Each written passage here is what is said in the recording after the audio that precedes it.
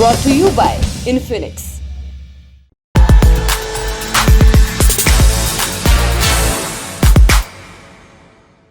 जो दर्शक हमें देख रहे हैं सब इंटरनेट का इस्तेमाल करते हैं, सबको इंटरनेट से काफ़ी जानकारी भी मिलती है, पता चलता है कि दुनिया में क्या चल रहा है।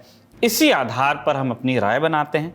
सोशल मीडिया का एक इस्तेमाल ये भी है कि हर वो व्यक्ति जिसके हाथ में इंटरनेट है वो करोड़ों लोगों तक कोई जानकारी पहुंचा सकता है। मसलन आप मान लीजिए कि शाम को पार्क में घूमने गए, वहाँ आपने देखा कि पार्क में लगी लाइटें जल नहीं रही हैं, चारों तरफ कूड़ा है, साफ सफाई बिल्कुल नहीं है, ज़ीरो।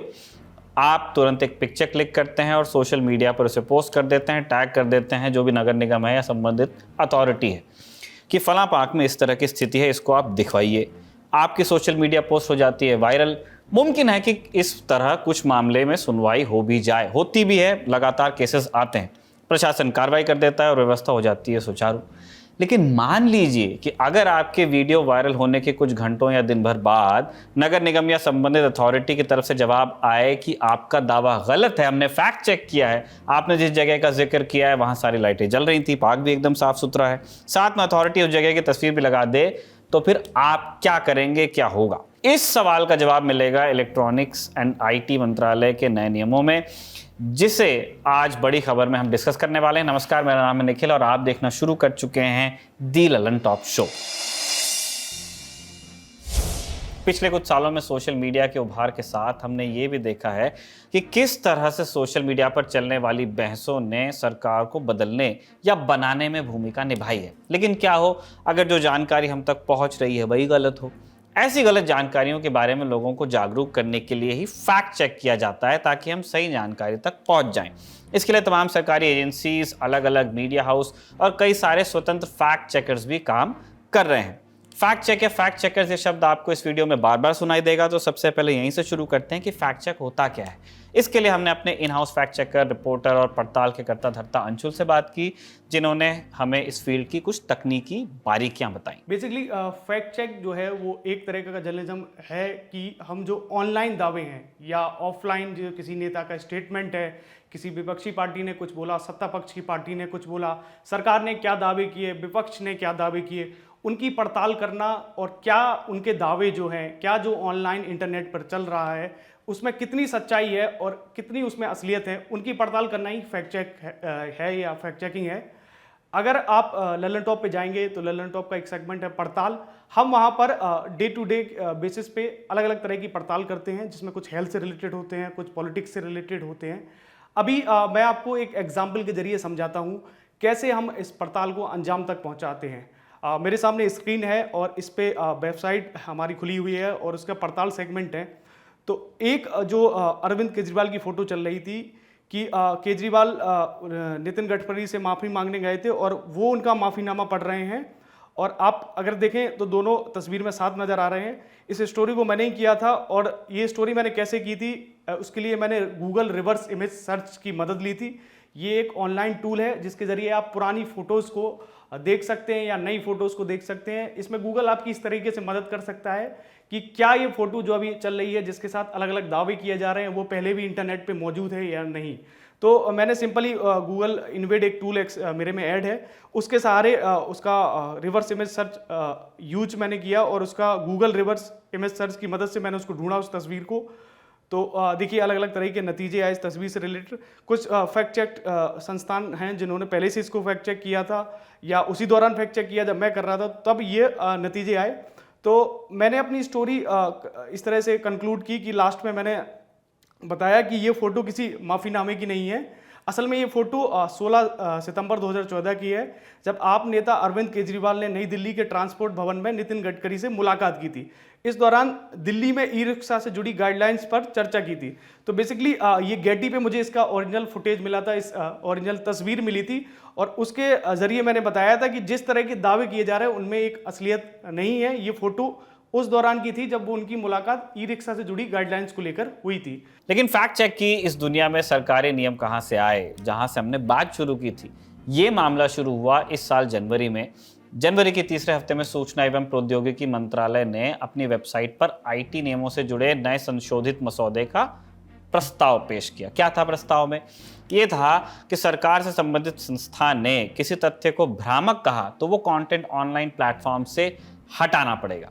ये कौन बताएगा कि क्या सही है क्या गलत है? प्रेस इंफॉर्मेशन ब्यूरो या पीआईबी। अगर पीआईबी ने किसी खबर को फर्जी बता दिया तो वो खबर हटानी होगी। ऐसी न्यूज़ फेसबुक, ट्विटर, यूट्यूब जैसे प्लेटफॉर्म्स पर भी नहीं दिखेगी। आईटी एक्ट 2000 के तहत, साल 2000 के तहत धारा 69(a) के तहत पीआईबी को यह ताकत दी जा रही है। हालांकि मसौदे में बात साफ नहीं थी कि फेक किससे माना जाएगा और किससे नहीं, और ये होगा कैसे। सरकार का तब ये मत था कि इन नियमों से फेक न्यूज़ पर लगाम लगेगी। जैसे हमने बताया तब ये प्रस्ताव ही था, लेकिन तब भी इस पर काफ़ी आपत्तियां आई थी। एडिटर्स गिल्ड ऑफ इंडिया समेत कई स्कॉलर्स ने कहा था कि सरकार की कोशिश है कि अभिव्यक्ति की आज़ादी पर लगाम कस जाए। कांग्रेस ने भी सरकार की मंशा पर सवाल किए थे, दूसरी विपक्षी पार्टियों ने भी किए थे। सबसे ज़्यादा सवाल पीआईबी को ऐसी ताकतें देने पर उठे थे। क्यों? क्योंकि पीआईबी की फैक्ट चेक टीम का मकसद तो था कि वो सरकार, मंत्रालयों, विभागों और योजनाओं से जुड़ी खबरों की पड़ताल करे, सही जानकारी मुहैया कराए। लेकिन कई बार ऐसा हुआ कि पीआईबी फैक्ट चेक टीम ने खुद ही फर्जी खबरें फैलाई या ऐसे दावे किए जो बाद में सही साबित हुए नहीं। यानी कोतवाल को ही चोरी करते हुए लोगों ने पकड़ा। अब ये केवल रूपक में हमने कहा नहीं है, हम आपको मिसालें देंगे। पहली मिसाल, टीम बनाई गई थी 2019 में और 2020 में ही 2 बार ऐसी खबरें आ गई कि सरकारी एजेंसी ने सही जानकारी को गलत बता दिया। पीआईबी की बात हो रही है। पहला मौका था जब पीआईबी ने इंटेलिजेंस ब्यूरो की एक रिक्रूटमेंट नोटिस यानी भर्ती के नोटिस को फेक बता दिया। बाद में सूचना प्रसारण मंत्रालय की पब्लिकेशन डिवीजन ने बताया कि भर्ती का नोटिस सही है। इसके बाद जून 2020 में खबर आई कि Uttar Pradesh special task force STF ने सुरक्षा कारणों से अपने पुलिस कर्मियों और उनके परिवारजनों को अपने मोबाइल से 52 चाइनीज एप्लीकेशंस हटाने के निर्देश दिए। गलवान घाटी विवाद के बाद चीन के साथ तनाव बढ़ा तो ये निर्देश आए। ऐसी खबरें बनी, पीआईबी ने कह दिया कि खबर झूठी है। यूपी एसटीएफ ने ऐसी कोई एडवाइजरी ही जारी नहीं की, जबकि यह एडवाइजरी सही थी, जारी हुई थी। यूपी के एडीजी प्रशांत कुमार का इस बारे में बयान आया था। उन्होंने कहा था कि सुरक्षा के तौर पर हम ये सावधानी बरतते हैं कि सिर्फ वो ऐप्स फोन में रखें जो सुरक्षित हों। मीडिया रिपोर्ट्स में एसटीएफ के तत्कालीन आईजी अमिताभ यश का भी बयान आया था कि एडवाइजरी जारी हुई थी। इसका मतलब पीआईबी ने सही को गलत बता दिया। घटना को बीत गए हैं 3 साल, न तो ट्वीट डिलीट किया, न माफी मांगी, न सफाई ही दी। बिल्कुल सरकारी ढर्रे पे काम चल रहा है। ये सीधी सीधी गलतियां थी। अब हम आपको 2 ऐसे उदाहरण भी बताएंगे जो बहस का स्कोप है जिनमें, लेकिन अंततः पीआईबी का फैक्ट चेक ही गंभीर सवालों के दायरे में खड़ा हो गया, कटघरे में खड़ा हो गया।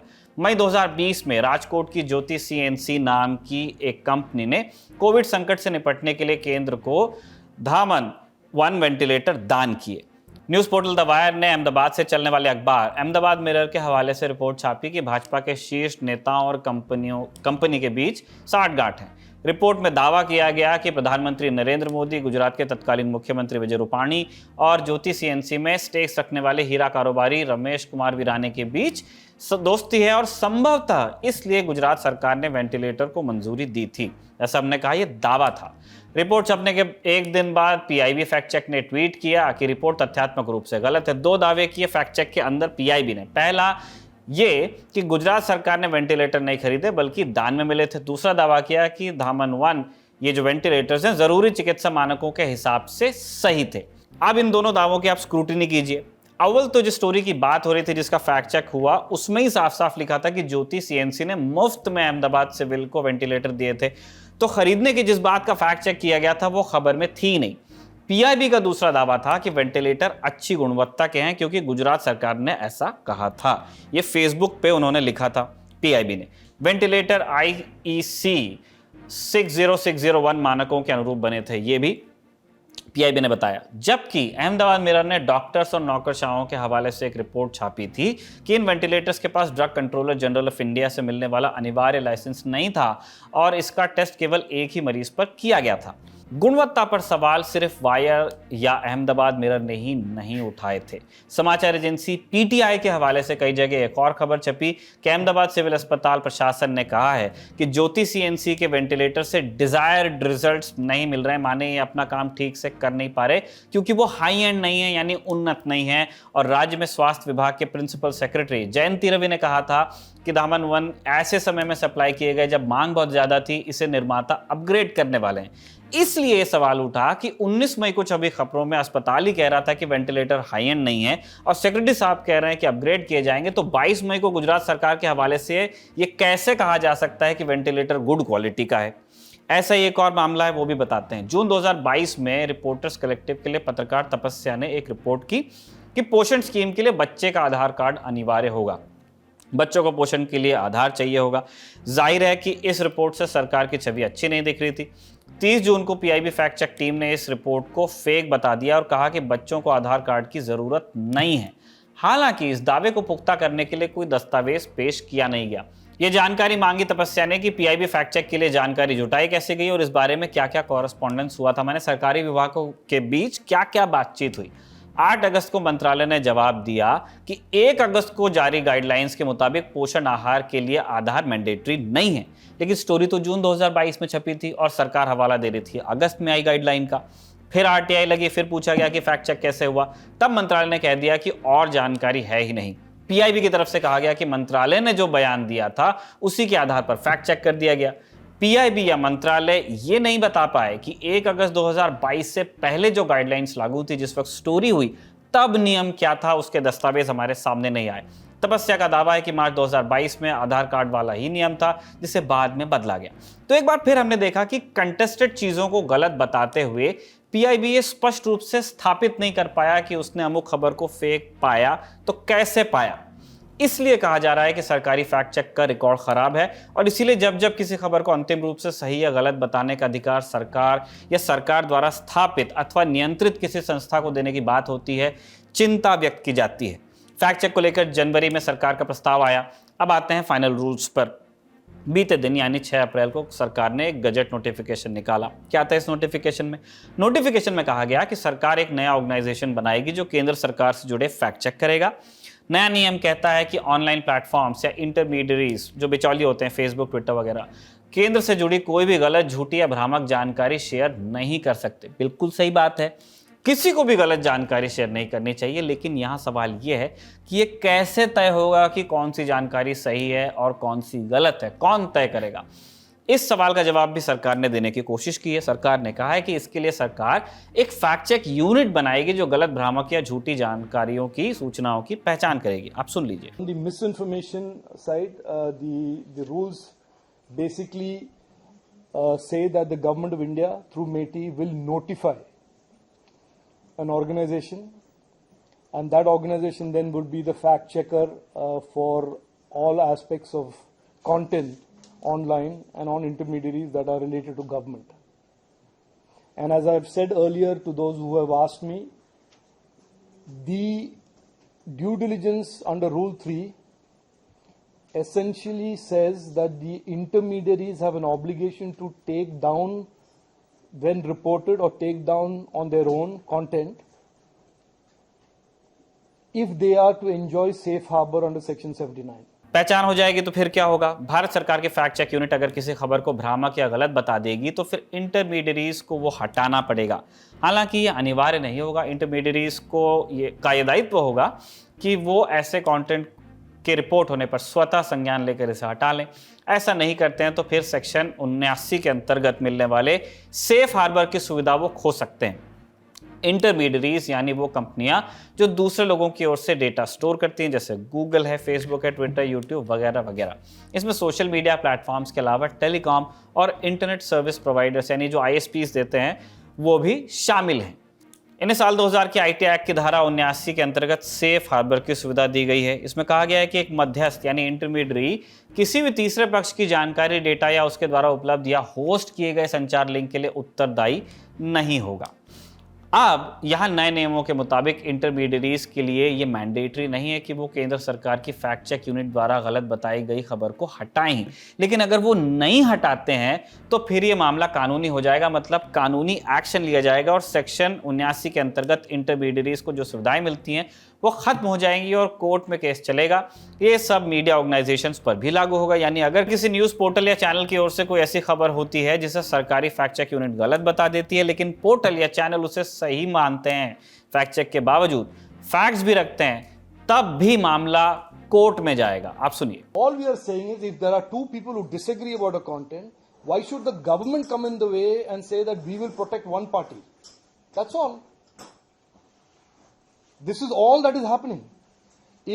For example, let us say you write a story tomorrow, it is on some intermediary, you post a link there, the fact check unit says, correctly or wrongly, says that your story is false. The intermediary says, I have to take it down because I've been pointed out by a fact checker, which is a reputed fact checker, that is wrong. You make a case that is not wrong. All that happens is, there is no longer your safe harbor that protects you from being prosecuted or being pursued by those who believe they are aggrieved. मंत्रालय के gazette notification में किसी संस्था का जिक्र नहीं है। जैसा जनवरी के मसौदे में था कि पीआईबी ही फैक्ट चेक करेगी, ऐसा नहीं कहा गया है। इस पर केंद्रीय इलेक्ट्रॉनिक्स एवं आईटी राज्य मंत्री राजीव चंद्रशेखर का कहना है कि अभी सरकार ने नई बॉडी के बारे में नोटिफिकेशन निकाला नहीं है। मतलब एक नई बॉडी होगी, उसका स्ट्रक्चर क्या होगा, उसमें कौन कौन होगा, किस तरह की उसको शक्तियां मिलेंगी, ये सब अलग से एक नोटिफिकेशन में हमारे सामने आएगा। अभी नोटिफिकेशन में केवल इतना बताया गया है कि ऐसी एक बॉडी होगी। ये बॉडी पीआईबी होगी या कोई और, इस पर भारत सरकार के लीगल डिपार्टमेंट से मशवरा होगा और उसके बाद फैसला लिया जाएगा। आप फिर से सुन लीजिए मंत्री जी को। The reason why we have not said PIB fact check explicitly under the rules is that it has not been notified under the IT rules. This is something that the legal department of the government of India have pointed out to us. And so therefore we will ensure. We don't want any institution that is so involved in this not to have the power that the IT rule prescribes to it. So we will notify it. ये तो हो गया सरकार का पक्ष। अब चलते हैं एक्सपर्ट्स के पास। सबसे पहले नए नियमों पर उनकी प्रतिक्रिया आप जान लीजिए। तक ऐसा होता है कि अगर किसी सोशल मीडिया पर किसी ने कोई पोस्ट किया, कोई जानकारी डाली, तो उसके लिए अभी तक मोटे तौर पर कानून ये कहता है कि जिसने वो जानकारी डाली है, अगर आपने कोई जानकारी डाली है तो आप उसके लिए ज़िम्मेदार हैं। ट्विटर या फेसबुक उसके लिए ज़िम्मेदार नहीं है और ज़िम्मेदारी जो है वो डालने वाले की है। अगर आपने कोई पोस्ट किया है, कोई बात आपने लिखी है, कोई वीडियो पोस्ट किया है, तो अगर वो मामला कानूनी पछड़े में फंसता है तो आप उसके लिए ज़िम्मेदार हैं। हालांकि इसमें भी थोड़ा बहुत बदलाव पहले भी हुआ था, लेकिन अब इस कानून के आने के बाद सरकार ये कह रही है कि अगर किसी ने कोई पोस्ट डाला है, कोई वीडियो डाला है, कोई बात कही है और वो बात सरकार के बारे में है, केंद्र सरकार के बारे में अगर कोई बात आपने कही है और पीआईबी फैक्ट चेक अगर ये कहेगा कि ये बात गलत है, तो सोशल मीडिया जो कंपनीज़ हैं, ये गूगल हैं, जो प्लेटफॉर्म्स हैं, उनको इस बात को हटाना होगा। अब आप ये सवाल पूछ सकते हैं कि अगर वो नहीं हटाएंगे तो क्या होगा? कानून ये कह रहा है कि नहीं हटाने से सीधे उनके तौर पर कोई कार्रवाई नहीं होगी, लेकिन जो उनको एक सुरक्षा कवच मिला हुआ था, एक इम्यूनिटी मिली हुई थी कि जिम्मेदारी जो है वो पोस्ट डालने वाले की है, ना कि प्लेटफॉर्म की, वो कानूनी कवच ख़त्म हो जाएगा। उसके बाद अगर वो कोई मामला कानूनी पेंच में फंसता है, अगर उसको लेकर कोई कोर्ट में जाता है, तो सोशल मीडिया प्लेटफॉर्म जो है वो भी पार्टी की तरह से ज़िम्मेदार होंगे, यानी कानूनी ज़िम्मेदारी उनकी भी होगी। तो इसीलिए इस कानून के आने के बाद अगर कोई पीआईबी फैक्ट चेक किसी चीज़ को कहता है कि ये गलत है और वो सरकार से रिलेटेड चीज़ है, तो उसको हटाने का दबाव काफ़ी ज़्यादा बढ़ जाएगा सोशल मीडिया कंपनीज़ के ऊपर। ये जो लेटेस्ट है कि सरकार के नीतियों के बारे में या पॉलिसी के बारे में अगर कोई खबर आए और पीआईबी फैक्ट चेक उसे फॉल्स करे और कहे कि ये फेक है या ये फॉल्स है, तो प्लेटफॉर्म्स को इस खबर को निकालना होगा या तो डिलीट करना होगा। ये हमें देखना पड़ेगा कि सरकार इसको किस तरह इम्प्लीमेंट करती है, क्योंकि क्या पीआईबी फैक्ट चेकिंग के पास इतना इंफ्रास्ट्रक्चर है, इतने सिस्टम्स हैं कि वो ये इम्प्लीमेंट कर सकती है, और न्यूएंसेस क्या है फैक्ट चेकिंग की, क्योंकि जो फैक्ट चेकर्स हैं, हम किसी भी खबर को बिना एविडेंस के फॉल्स नहीं कहते हैं। एविडेंस ओपिनियन नहीं है, ओपिनियन जो है उसे हम अलग रखते हैं। एविडेंस जो है वो हार्ड एविडेंस है, या तो कोई ऑन रिकॉर्ड बाइट हो या ऑन रिकॉर्ड कोई ऑफिशियल अगर कोई कुछ कह रहा हो, या तो वीडियो है या इमेज है जिसे किसी भी तरह डिस्प्रूव नहीं किया जा सकता, या तो डेटा हो, गवर्नमेंट की खुद की डेटा हो। ये जो सारा जो एविडेंस है, इसके बेसिस पर हम किसी भी स्टोरी को फॉल्स कहते हैं। जबकि पीआईबी फैक्ट चेकिंग के केस में हमने कभी ये नहीं देखा है कि उन्होंने कहा है कि फलाना फलाना रीजन की वजह से ये फॉल्स है। वो सिर्फ ये कहते हैं कि हम सरकार है हमने कह दिया कि ये फॉल्स है तो ये फॉल्स है, तो ये काफी प्रॉब्लमेटिक है और देखना पड़ेगा कि इसे किस तरह इम्प्लीमेंट करते हैं। एक छोटा सा उदाहरण हमने आपको शो की शुरुआत में दिया, ये काल्पनिक था, लेकिन ऐसे तमाम उदाहरण भरे पड़े हैं जब सरकार की ओर से दी गई जानकारी गलत साबित हुई हो, और फिर कोई सरकार क्यों ही चाहेगी कि उसकी कमियां या ऐसी जानकारी बाहर आए जिससे उसे नुकसान पहुंचे।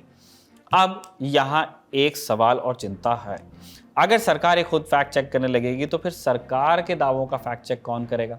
हाँ, ये बहुत बड़ा सवाल है और ये बहुत बड़ी चिंता है, और ये किस तरह से होगा ये हम लोगों को भी देखना है, क्योंकि सरकार के दावों में हमेशा पूरी सच्चाई नहीं होती। ये किसी भी सरकार की बात हो, और किसी भी, न सिर्फ केंद्र सरकार की बात है, ये राज्य सरकारों की भी बात है। और ऐसी कई बार खुद सरकारें भी ऐसा जांच कराती हैं, उनको पता चलता है कि साहब ये स्कीम के लिए हमने इतना पैसा खर्च किया, लेकिन जब उनको पता चलता है, और आपने देखा होगा बहुत बार मीडिया रिपोर्ट्स ऐसा हुआ है कि कोई घोषणा हुई, केंद्र सरकार ने कहा कि हमने इस योजना के लिए इतने पैसे खर्च किए, रिपोर्ट आई, और उसके बाद कोई जाके ग्राउंड रिपोर्ट करता है, बताता है कि नहीं साहब पैसे तो सरकार ने खर्च किए लेकिन उसका फ़ायदा ज़मीन तक नहीं पहुंचा, ये काम नहीं हुआ, ये योजना बताई गई थी वो इस तरह की नहीं है, बताया गया था कि इतने स्कूल बने हैं लेकिन वो स्कूल नहीं बने, या इतने टॉयलेट बने वो नहीं बने।